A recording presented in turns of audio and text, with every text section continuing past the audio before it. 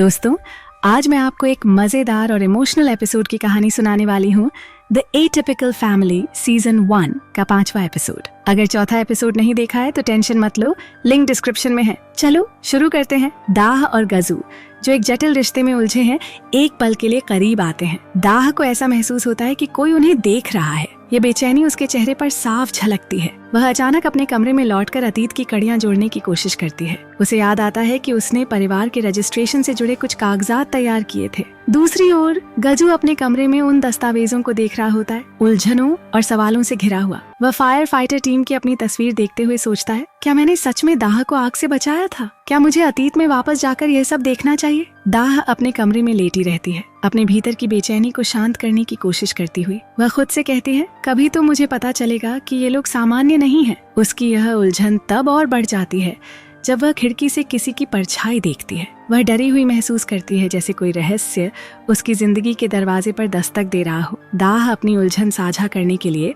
मनम के साथ चाय बनाने के बहाने बातचीत करती है। मनम उसके चेहरे पर छिपी दुविधा को भांप जाती है और कहती है, क्या गजू ने तुम्हें हमारी शक्तियों के बारे में सब कुछ बता दिया है? दाह असमंजस में होती है, लेकिन स्वीकार करती है कि इन शक्तियों के होने पर विश्वास करना मुश्किल है। मनम उसे अपने सपनों के बारे में बताती है, जहाँ उसने दाह को परिवार की अंगूठी पहने देखा था। दाह अनजाने में चाय में नींद की दवा मिलाने की कोशिश करती है, लेकिन मनम उसकी हरकत पकड़ लेती है। इसी बीच गजू अपने कमरे में उलझा हुआ अतीत में लौटने की कोशिश करता है। वह खुद से सवाल करता है, क्या मैं दाह से सच में प्यार कर सकता हूँ? लेकिन उसकी भावनाएं उलझी हुई हैं। वह बार बार अतीत में जाने से बचने की कोशिश करता है, पर असफल रहता है। दाह और गजू के बीच बढ़ती दूरी और टकराव उनके हर कदम पर दिखाई देता है। दाह उसे चुनौती देती है, क्या तुम्हें मुझ पर भरोसा नहीं है? और गजू अपनी उलझनों के कारण स्पष्ट जवाब नहीं दे पाता। वह अतीत के एक पल को याद करता है जब उसने दाह को बचाया था, लेकिन खुद पर यकीन नहीं कर पाता। इन सब के बीच डोंगी और मनम भी अपनी परेशानियों में उलझी हुई हैं।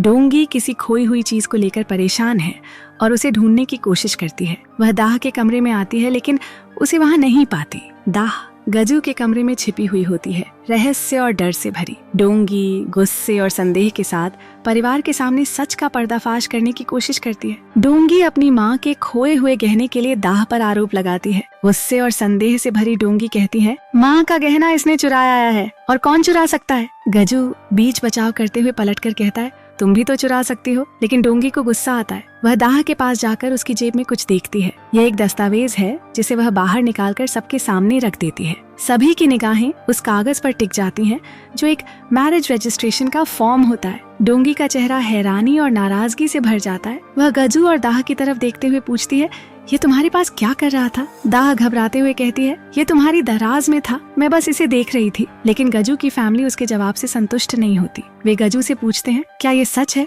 क्या तुमने ऐसा किया है? गजू पहले इनकार करता है, लेकिन फिर झिझकते हुए स्वीकार करता है कि यह सच है। हालांकि वह जोड़ता है कि उसने अब तक इसे सबमिट नहीं किया। डोंगी का गुस्सा और बढ़ जाता है। वह गजू को ताने मारती है, जबकि मनम माहौल को शांत करने की कोशिश करती है। मनम कहती है कि यदि शादी होगी तो इसके लिए परिवार को एक बड़ा उत्सव भी करना चाहिए। इस बात पर चर्चा के दौरान गजू का यह खुलासा कि दाह की कोई वास्तविक फैमिली नहीं है, सबको चौंका देता है। दाह भावुक होकर बताती है कि उसके पिता के डेथ के बाद एक महिला ने उसकी देखभाल की, जिसे वह अपनी माँ मानती है। इस बीच दूसरी ओर मनम और सुनु की बातों से एक अलग ही तनाव उभरता है। मनीम एक पुराने सपने के बारे में बताती है, जिसमें उसने देखा था कि दाह का एक दुर्घटना में अंत हो गया। वह इसे एक चेतावनी मानती है और सुनु को जांच करने की सलाह देती है। कहानी एक स्कूल में जाती है, जहां एक और उलझन सामने आती है। सुनु एक जासूस से मिलता है और उसे बताता है कि उसके बेटे की शादी एक ऐसी लड़की से होने वाली है जिसकी माँ का अतीत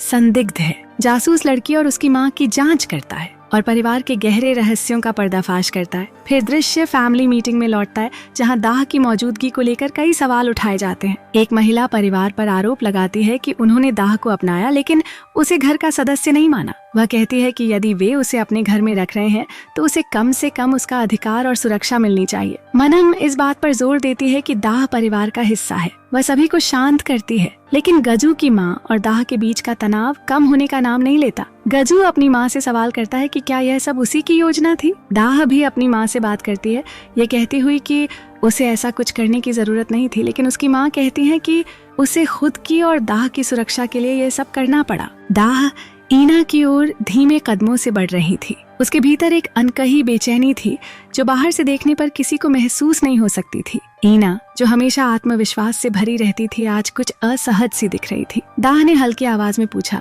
तुम्हारे जूते कहाँ हैं? ईना ने नजरें चुराते हुए कहा, मैं बदलना भूल गई। दाह के मन में अचानक पुराने दिनों की याद आ गई। उसने खुद को लोकल ट्रेन में खड़ा पाया जहाँ उसके गीले जूते उसकी बेबसी की कहानी कह रहे थे। स्कूल की लड़कियां जो हमेशा उसका मजाक उड़ाती थीं, उसकी हालत पर हंस रही थी। उस दिन बिना जूतों के वह क्लास में दाखिल हुई थी। हर निगाह उस पर टिकी थी। उसने खुद को छोटा महसूस किया था, लेकिन वो दर्द अंदर कहीं गहराई में दब गया था। ईना के सिर पर एक निशान देखकर दाह चौंक गई। उसने पूछा, तुम्हें चोट लगी है? लेकिन ईना ने उसे टालते हुए कहा, ये पुराना निशान है। दाह के दिल में चिंता की लहर दौड़ गई। क्या ईना किसी खतरनाक स्थिति का सामना कर रही थी? क्या उसे कोई धमका रहा था? लेकिन ईना के शब्द मेरे दोस्त हैं सुनकर दाह ने खुद को शांत किया। दूसरी ओर ग्रेस जिम में थी। एक अजनबी उसे घूर रहा था और खुद को चोट पहुंचा रहा था। ग्रेस ने उसे रोका, पर उसकी बेचैनी कम नहीं हुई। वह बाहर आई, पर अजनबी ने उसे रोकने की कोशिश की। ग्रेस ने सख्ती से कहा कि उसे जिम में आने के लिए ज्यादा पैसे देने होंगे। आखिरकार वह अजनबी दूर चला गया, लेकिन ग्रेस का मन अब भी अशांत था। डोंगी और ग्रेस एक साथ खाने गए।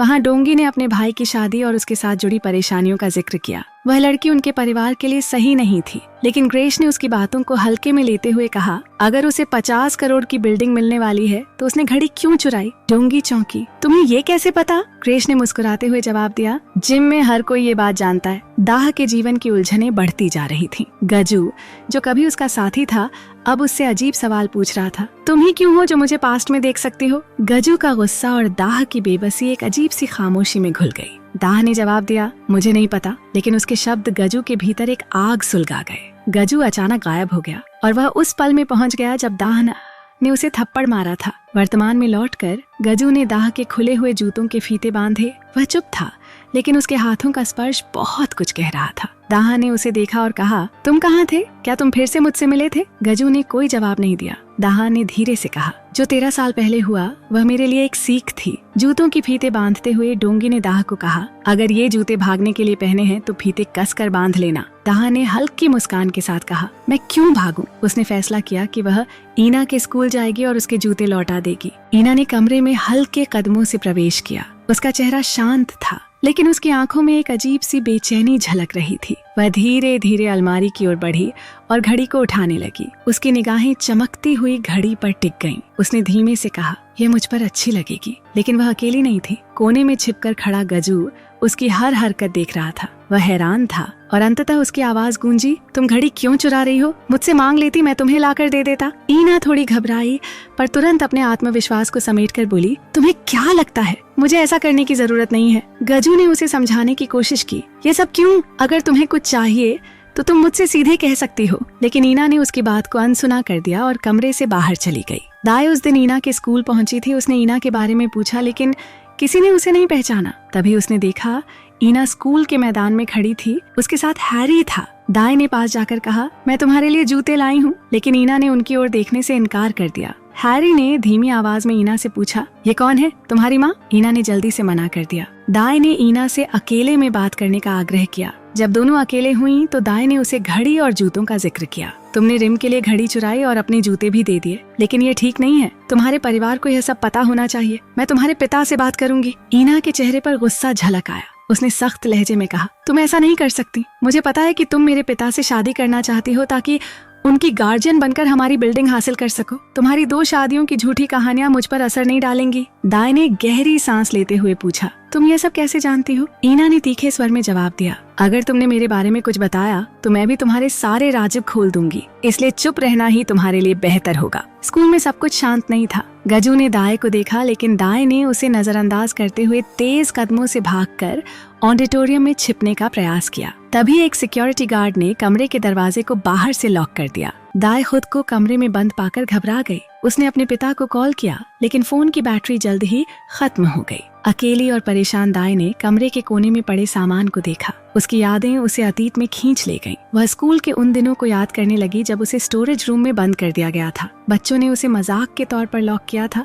तभी स्कूल में आग लग गई। चारों ओर धुआं भर गया। वह चिल्ला रही थी, मदद के लिए पुकार रही थी, लेकिन कोई नहीं आया। वर्तमान में गजू ने दाई को शांत रहने को कहा। सांस लो, मैं तुम्हें बचा लूंगा। दाई की आंखों में आंसू थे। उसने गहरी आवाज में कहा, उस दिन मुझे लगा था कि कोई नहीं आएगा। मैंने सोचा शायद यह मेरा अंत है। गजू ने कहा, क्या वह स्टोरेज रूम 5वीं मंजिल पर था? दाई ने चौंकते हुए पूछा, तुम ये कैसे जानते हो? गजू ने कहा, शायद मुझे वही बनना होगा जिसने तुम्हें बचाया था। मैं तुम्हें फिर से बचा सकता हूँ। दाई की आंखों में विश्वास और शक का अजीब सा मिश्रण था। उसने कहा, जिस व्यक्ति ने मुझे बचाया था उसकी गर्दन पर एक निशान था। उसने गजू की गर्दन की ओर देखा और बुदबुदाई, क्या तुम वही हो जिसने मुझे बचाया था? दाई के शब्द हवा में गूंज रहे थे। जवाब अनकहा रह गया, लेकिन उसकी आंखों में छिपे सवालों ने कहानी को एक नया मोड़ दे दिया। और इसी के साथ एपिसोड खत्म हो जाता है।